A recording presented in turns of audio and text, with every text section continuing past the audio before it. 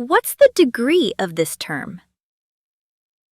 If you said 8 because of that big number in front, you fell for the trap everyone falls for. Here's the thing. Coefficients don't count. They're just multipliers. What matters are the letters and their exponents. Each letter is a dimension. Count the exponents, add them up. That's your degree. So 8a squared be fifth? 2 plus 5 equals 7, seventh degree. ABC, 3 letters, third degree. AX are fourth? That's A times X to the fourth. 1 plus 4, fifth degree.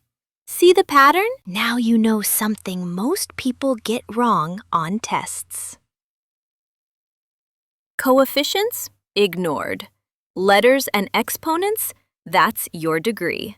Send this to someone who needs to stop counting the number in front.